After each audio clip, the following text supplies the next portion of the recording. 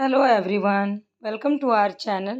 आप सभी को मेरा नमस्कार और आप सभी का एक बार फिर से आपके अपने चैनल पे स्वागत है। और आज हम लोग 168 आई थिंक हम लोगों ने कल कंप्लीट किया था। आज 161 से आज हम लोग करने वाले हैं। तो सबसे पहला क्वेश्चन है 161 का, कोहलर ने अपना प्रसिद्ध प्रयोग किस पर किया था। आप सभी को पता है कि ये CDP का बाल विकास और शिक्षा शास्त्र का ये जो हम लोगों ने सीरीज स्टार्ट किया है उसका ये 7वां प्रैक्टिस सेट है। ठीक है, तो सबसे पहला क्वेश्चन है कि कोहलर ने अपना प्रसिद्ध प्रयोग किस पर किया था, आपको बताना है। आपके ऑप्शन है बंदर पर, बी है बनमानुष पर, सी है कुत्ते पर और चौथा है बिल्ली पर। तो कोहलर ने सबसे पहला प्रसिद्ध प्रयोग किस पर किया था। आपके आंसर हो जाएंगे 161 का बी नंबर, बनमानुष पर। ठीक है, कोहलर ने अपना प्रसिद्ध प्रयोग बनमानुष पर किया था, ऑप्शन बी। नेक्स्ट है, गेस्टलवादियों ने किस पर विशेष बल दिया है। आपके ऑप्शन हैं अभ्यास पर, पुरस्कार पर, संवेग पर या प्रत्यक्षीकरण पर। आपको बताना है कि करेक्ट आंसर क्या है। आपका करेक्ट आंसर हो जाएगा ऑप्शन नंबर डी, प्रत्यक्षीकरण। ठीक है, प्रत्यक्षीकरण। गेस्टलवादियों ने प्रत्यक्षीकरण पर विशेष बल दिया है। नेक्स्ट क्वेश्चन है, निम्नलिखित में से किस मनोवैज्ञानिक ने प्रेरणा का मनोविश्लेषण सिद्धांत प्रस्तुत किया है। आपके ऑप्शंस है अल्फ्रेड एडलर, ऑप्शन बी है सिगमंड फ्रायड, ऑप्शन सी है C.C. युंग और डी है विलियम मैकडूगल। तो अब आपको बताना है मनोविश्लेषण सिद्धांत किसने प्रस्तुत किया है। आपका आंसर हो जाएगा option number C, option number C, C.G. Jung ने। अगला सवाल है, मनोवैज्ञानिक दृष्टि से सबसे अधिक व्यक्ति निम्नलिखित में से किस व्यक्तित्व प्रकार में आते हैं। आपके ऑप्शन हैं अंतर्मुखी, बी है बहिर्मुखी, सी है उभयमुखी और डी है उपरोक्त नहीं, इनमें से कोई नहीं। इसका आंसर हो जाएगा ऑप्शन नंबर बी, बहिर्मुखी। ठीक है, अगला सवाल है, वेशभूषा, रहन सहन, आहार, धर्म, भाषा, रीति रिवाज इत्यादि व्यक्तित्व के कैसे निर्धारक हैं।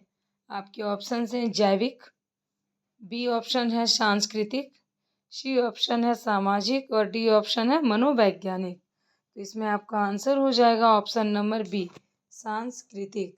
ठीक है, वेशभूषा, रहन सहन, आहार, धर्म, भाषा, जाति, रीति रिवाज, ये कैसे हैं, सब सांस्कृतिक व्यक्तित्व के निर्धारक हैं।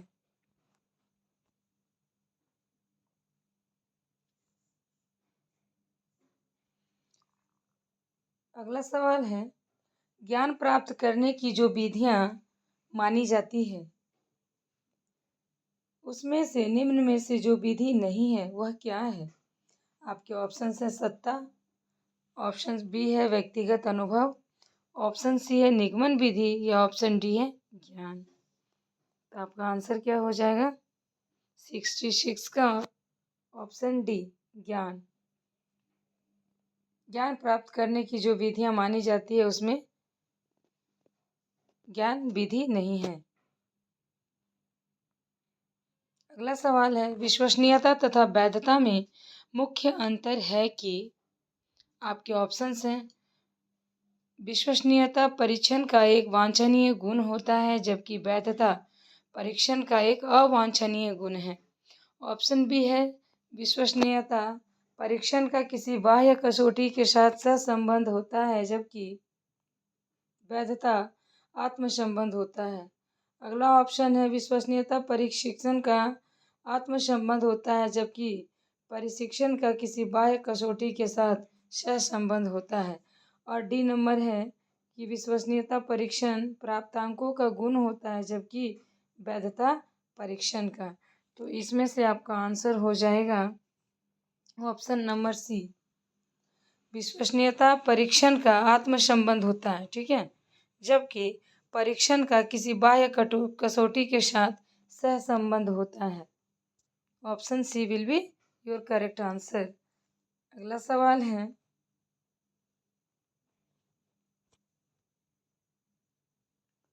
किसी की शोध समस्या के निर्णय हेतु बुनियादी आवश्यकता है। तो बुनियादी आवश्यकता क्या है? आपके ऑप्शन से केवल समस्या, ऑप्शन बी है केवल आवश्यकता, ऑप्शन सी है संसाधन, या ऑप्शन डी है समस्या, आवश्यकता व संसाधन। तो आपका आंसर इसमें हो जाएगा, करेक्ट आंसर हो जाएगा ऑप्शन नंबर डी। ये सभी कुछ है, ठीक है, समस्या भी है, आवश्यकता भी है और संसाधन भी है। शोध के लिए बुनियादी आवश्यकताएं ये तीनों चीज होती है। अगला सवाल है, विवेक डिस्क्रिमिनेंट वैलिडिटी वैधता किसे कहते हैं? विवेक वैधता किसे कहते हैं? आपके ऑप्शंस हैं, जब परीक्षण करने सभी प्रत्याशित प्रसंगों के साथ सहसंबंधित होता है। ऑप्शन बी है जब परीक्षण के एकांशों में आपसी विविधता होती है। ऑप्शन सी है जब परीक्षण उन प्रत्याशित प्रसंगों के साथ सहसंबंधित होना चाहिए। और ऑप्शन डी है जब परीक्षण विभिन्न उप प्रत्याशित कसौटियों के बीच अंतर कर सकने में समर्थ होता है। 169 का आंसर क्या होगा आपको बताना है। तो आपका आंसर हो जाएगा option number C. Option number C, जब परीक्षण उन प्रत्याशित प्रसंगों के साथ सहसंबंधित होना चाहिए। अगला सवाल है, प्रतिदर्श वैधता इट मीन सैम्पलिंग वैलिडिटी किसे कहते हैं? तो सैम्पलिंग वैलिडिटी किसे कहते हैं? आपके ऑप्शंस हैं, परीक्षण सीमा तक संपूर्ण अंतर विषयी क्षेत्र कंटेंट का प्रतिनिधित्व ठीक ढंग से कर पाता है उसे प्रतिदर्श वैधता कहा जाता है। या ऑप्शन बी है, परीक्षण की सीमा तक यह बतला पाता है कि एकांशों द्वारा संबंध अंतर विषयी क्षेत्र आइडेंटेड कंटेंट एरिया का प्रतिनिधित्व हो पाता है।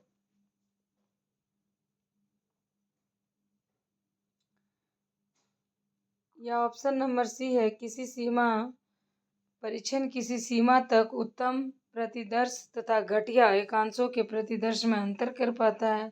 या चौथा है कि परीक्षण जिस सीमा तक यह बतला पाता है कि एकांशी द्वारा संबंध अंतर विषयी इंटेंडेड कंटेंट एरिया का प्रतिनिधित्व करता है। तो आपका आंसर क्या हो जाएगा इसमें? सैंपलिंग वैलिडिटी किसे कहते हैं, इस संदर्भ में आपका आंसर हो जाएगा ऑप्शन नंबर ए। परीक्षण सीमा तक संपूर्ण अंतर विषय क्षेत्र का प्रतिनिधित्व ठीक ढंग से कर पाता है उसे ही प्रतिदर्श वैधता कहा जाता है। Option A will be your correct answer. अगला सवाल है,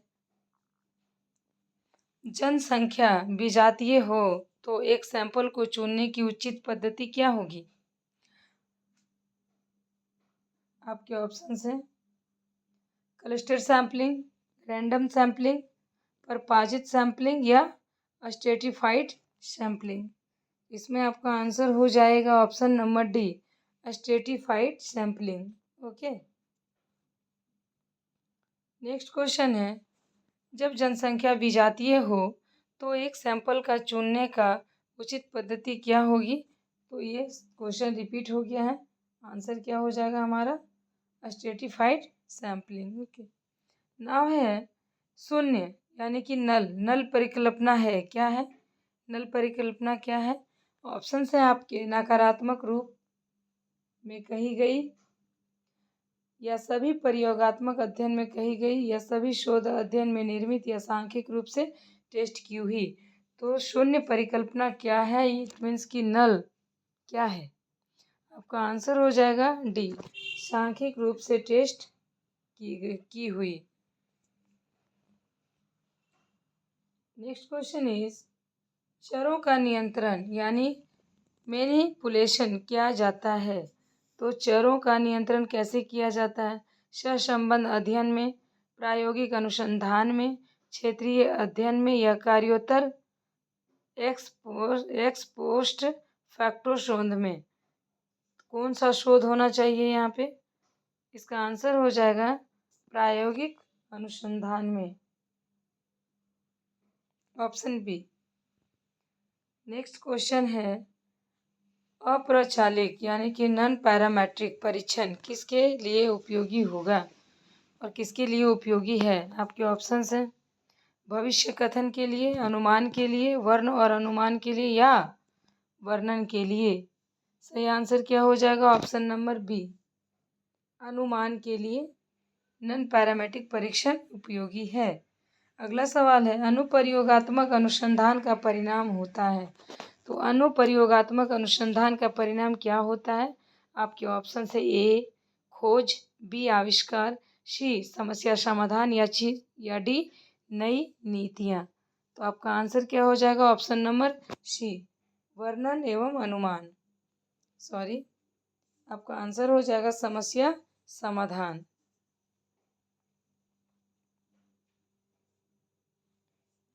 अगला सवाल है, गुणांक कॉन्फिशिएंट अल्फा क्या है?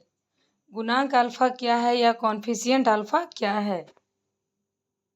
आपके ऑप्शन है परीक्षण करने की विश्वसनीयता ज्ञात करने की एक विधि है, या ऑप्शन बी परीक्षण की वैधता ज्ञात करने की एक विधि है, या ऑप्शन सी एकांश विश्लेषण की एक विधि है, या ऑप्शन डी एक तरह का मानक है जिनका प्रयोग केवल उपलब्धि परीक्षण में होता है। Answer will be option number A, परीक्षण करने की विश्वसनीयता ज्ञात करने की एक विधि है क्या? गुणांक अल्फा या कॉफिशिएंट अल्फा। अगला सवाल है, प्राप्तांक लेखक विश्वसनीयता से तात्पर्य होता है।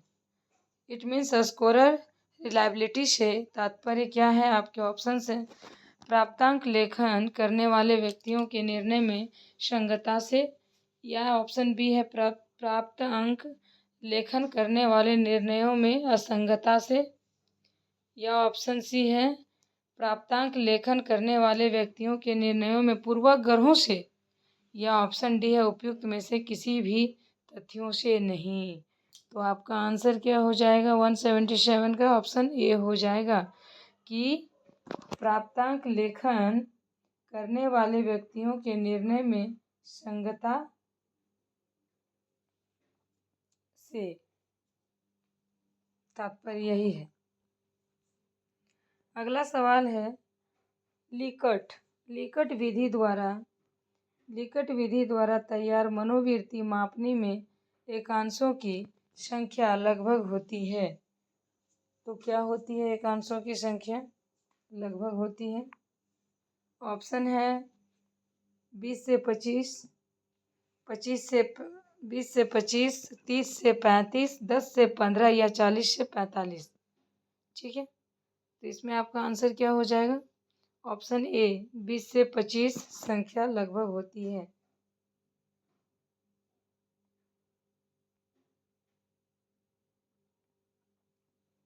नेक्स्ट क्वेश्चन है, यादृच्छिक न्यायदर्श विधि में किसने संख्या सारणी का प्रयोग किया है? आपके ऑप्शंस हैं टी8 ने, ऑप्शन बी है टी8 तथा फिशर दोनों ने, ऑप्शन सी है वकिंघम ने, या ऑप्शन डी है फिशर ने। 179 का आंसर हो जाएगा ऑप्शन बी, ये दोनों भाई साहब ने मिलकर किया है, टी8 तथा फिशर दोनों ने। ठीक है, अगला सवाल है, मनोवैज्ञानिक और शिक्षा के क्षेत्र में अध्ययन हेतु न्यायदर्श का कौन सा रूप प्रयुक्त होता है? आपके ऑप्शंस हैं विषम जातीय, ऑप्शन बी है समजातीय, ऑप्शन सी है कोई भी रूप नहीं, और ऑप्शन डी है उपरोक्त में से सभी। Correct answer will be option A, विषम जातीय। ठीक है, विषम जातीय न्यायदर्श का कौन सा रूप प्रयुक्त होता है? तो विषम जातीय होता है। किस लिए? मनोवैज्ञानिक और शिक्षा के क्षेत्र में अध्ययन के लिए। अगला सवाल है, प्राथमिक स्तर पर एक शिक्षक में निम्न में से किसे सबसे महत्वपूर्ण विशेषता मानना चाहिए? तो किसे मानना चाहिए? आपके ऑप्शंस हैं, धैर्य और दृढ़ता। ऑप्शन बी है शिक्षण पद्धतियों और विषयों के ज्ञान में दक्षता।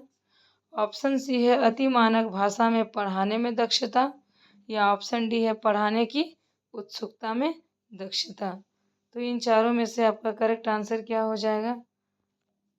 आपका आंसर हो जाएगा ऑप्शन नंबर ए, धैर्य और दृढ़ता। नेक्स्ट क्वेश्चन है, एक शिक्षक अपने लोकतांत्रिक स्वभाव के कारण विद्यार्थियों को पूरी कक्षा में कहीं भी बैठने की अनुमति देता है या सामूहिक पठन करते हैं तो कुछ चुपचाप बैठकर अपने आप पढ़ते हैं। एक अभिभावक को सब पसंद नहीं आता। इस स्थिति से निपटने का निम्न में से कौन सा तरीका सबसे बेहतर होता है? सवाल काफ़ी लंबा है तो आई थिंक कि इसको छोटा करना पड़ेगा, आपके ऑप्शंस दिख सके इसके लिए। ठीक है,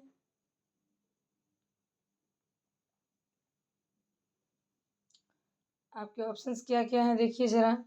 पहला है अभिभावकों को प्राचार्य से अनुरोध करना चाहिए, ठीक है, कि वे उनके बच्चों का अनुभाग बदल दें।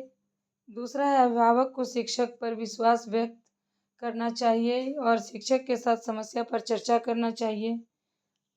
या ऑप्शन सी है अभिभावकों को उस विद्यालय से अपने बच्चे को निकाल लेना चाहिए। ये कहाँ का है कि बच्चे को स्कूल से निकाल लिए, दूसरे में दिए, फिर तीसरे में दिए? नहीं, ऐसे तो इस तरह की हैबिट डेवलप हो जाएगी।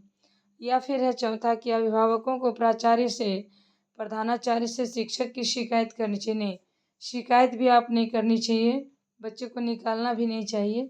इसका करेक्ट आंसर क्या हो जाएगा?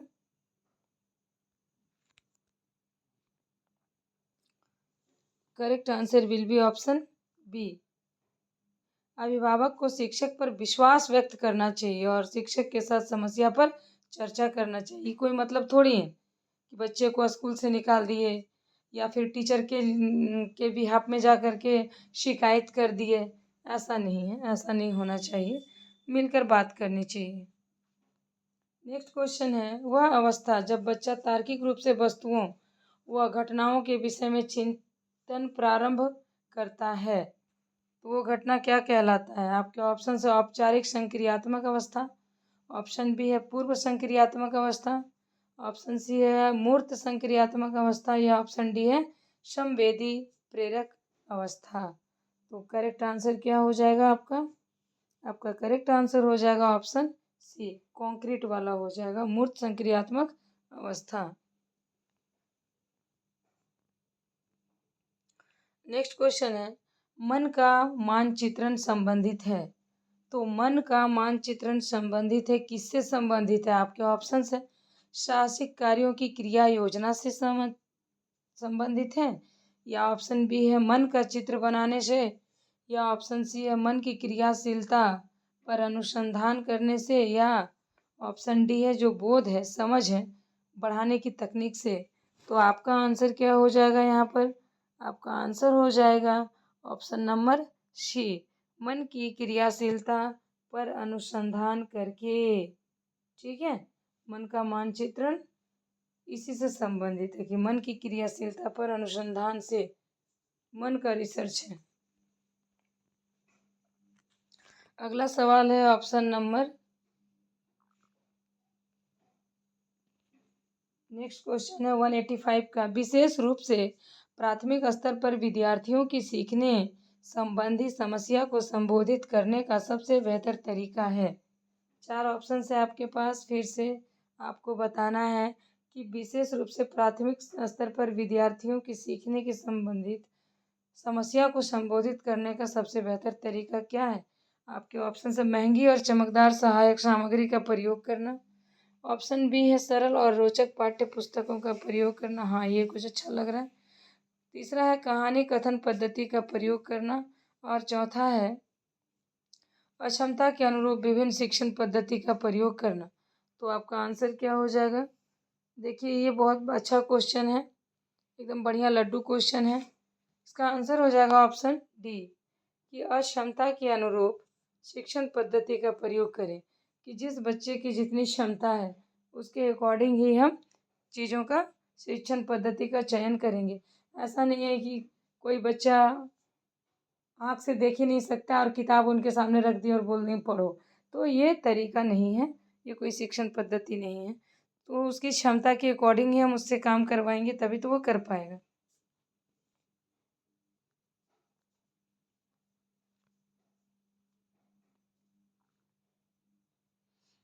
नेक्स्ट है, निम्न में से कौन सा शिक्षार्थियों में सृजनात्मकता का पोषण करता है? आपके ऑप्शन है। ऑप्शन ए है प्रत्येक शिक्षार्थी की अंतर्जात प्रतिभाओं का पोषण करने एवं प्रश्न करने के अवसर उपलब्ध कराना। ऑप्शन बी है विद्यालयी जीवन के प्रारंभ से उपलब्धि के लक्ष्यों पर बल देना। या ऑप्शन सी है परीक्षा में अच्छे अंकों के लिए विद्यार्थियों को कोचिंग कराना। या ऑप्शन डी है अच्छी शिक्षा के व्यवहारिक मूल्यों के लिए विद्यार्थियों का शिक्षण। तो आपको बताना है कि इसका आंसर क्या हो जाएगा। इसका आंसर सबसे बढ़िया और सटीक ऑप्शन ए हो जाएगा। ज़रा इसको देखिए कि प्रत्येक शिक्षार्थी की अंतर्जात प्रतिभा का पोषण करने एवं प्रश्न करने के अवसर उपलब्ध कराना, कि बच्चों को आप जितना सवाल पूछने का अवसर उपलब्ध कराएंगे उतना ही उसमें क्या होगा, सृजनात्मकता का पोषण होता रहेगा। आई थिंक कि आज इतना ही रखेंगे, वीडियो बड़ी हो रही है। इसी के साथ मिलते हैं नेक्स्ट वीडियो में, तब तक के लिए थैंक्स फॉर वॉचिंग। पढ़ते रहिए, आगे बढ़ते रहिए और झारखंड में अपने लिए एक सीट इंश्योर करिए। Thanks for watching.